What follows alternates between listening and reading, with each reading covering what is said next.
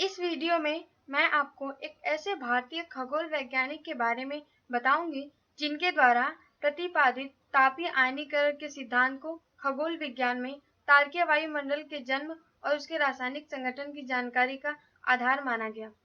इनके समीकरण ने सारी दुनिया का ध्यान आकर्षित किया और तारकीय वायुमंडल के विस्तृत अध्ययन का आधार बना। एक खगोल वैज्ञानिक के साथ साथ एक स्वतंत्रता सेनानी भी थे। चलिए जानते हैं इनकी जीवनी। Hello friends, welcome to my YouTube channel Rahasya Sansar. मेरा नाम है अनुष्का और आज मैं एक ऐसे व्यक्ति के बारे में बताने जा रही हूँ जो एक भारतीय खगोल वैज्ञानिक के साथ साथ स्वतंत्रता सेनानी भी थे।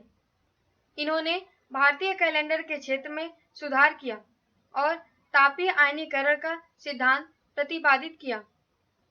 दोस्तों, मेघनाथ साहा का जन्म 6 अक्टूबर 1893 ईस्वी में ढाका, इस समय बांग्लादेश में हुआ था।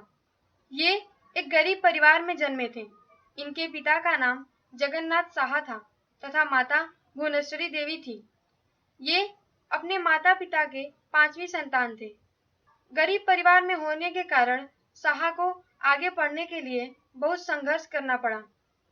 साहा के पिता चाहते थे कि ये उनके व्यवसाय में मदद करें, लेकिन होनहार साहा को यह मंजूर नहीं था।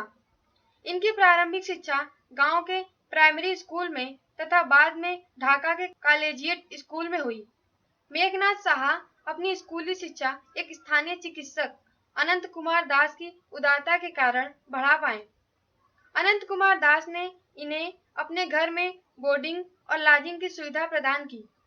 वर्ष 1905 ईस्वी में ब्रिटिश सरकार ने बंगाल विभाजन का निर्णय लिया और पूरे बंगाल में इसका विरोध हुआ।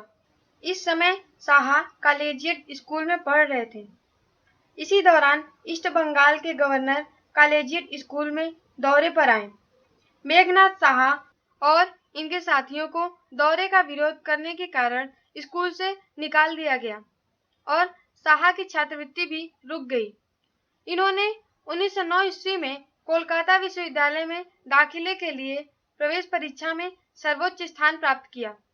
1911 में आईएसएससी परीक्षा में ये तीसरे स्थान पर रहे, जबकि प्रथम स्थान सत्येंद्रनाथ बोस को मिला। 1913 ईस्वी में इन्होंने कोलकाता के प्रेसिडेंसी कॉलेज से गणित विश्वविद्यालय में दूसरा स्थान प्राप्त किया, जबकि पहले स्थान पर फिर से सत्येंद्रनाथ बोस रहे। सन 1915 ईस्वी में दोनों एमएससी में पहले स्थान पर रहे। प्रेसिडेंसी कॉलेज के बाद साहा स्वतंत्रता आंदोलन में हिस्से के लिए अनुशीलन समिति से जुड़े। इसी दौरान ये सुभाष चंद्र बोस और राजेंद्र प्रसाद जैसे नेताओं के संपर्क में भी आए। 1917 ईस्वी में कोलकाता के यूनिवर्सिटी कॉलेज ऑफ साइंस में ये प्राध्यापक के तौर पर नियुक्त हुए। यहाँ साहा क्वांटम फिजिक्स पढ़ाते थे। सत्येंद्रनाथ बोस के साथ मिलकर इन्होंने आइंस्टीन और मिन्कोवस्की द्वारा लिखित शोध पत्रों का अंग्रेजी में अनुवाद करवाया। 1919 ईस्वी में अमेरिकी खगोल भौतिकी जर्नल में इनका एक शोध पत्र छपा। इसमें इन्होंने आयनीकरण फार्मूला प्रतिपादित किया। यह खगोल भौतिकी के क्षेत्र में एक नई खोज थी, जिसका प्रभाव दूरगामी था। बाद में किए गए कई शोध इनके ही सिद्धांतों पर आधारित था। इसके बाद साहा 2 वर्षों के लिए विदेश चले गए और लंदन के इंपीरियल कॉलेज और जर्मनी के एक शोध प्रयोगशाला में शोध कार्य किया। 1927 ईस्वी में इन्हें लंदन के रॉयल सोसाइटी का फेलो चुना गया। फिर ये स्वदेश वापस आ गए और इलाहाबाद में Uttar Pradesh academy of science की स्थापना की। साहा ने इलाहाबाद विश्वविद्यालय के फिजिक्स में अहम भूमिका निभाई। 1938 ईस्वी में ये कोलकाता के साइंस कॉलेज वापस आ गए। इन्होंने साइंस एंड कलर नामक एक जर्नल की स्थापना की और भी कई समितियों की स्थापना की। 1947 ईस्वी में इन्होंने इंस्टीट्यूट ऑफ न्यूक्लियर फिजिक्स की स्थापना की, बाद में जिसका नाम Saha institute of nuclear physics रखा गया। इन्होंने उच्च शिक्षा के पाठ्यक्रम में परमाणु भौतिकी विषय को शामिल करने पर जोर दिया।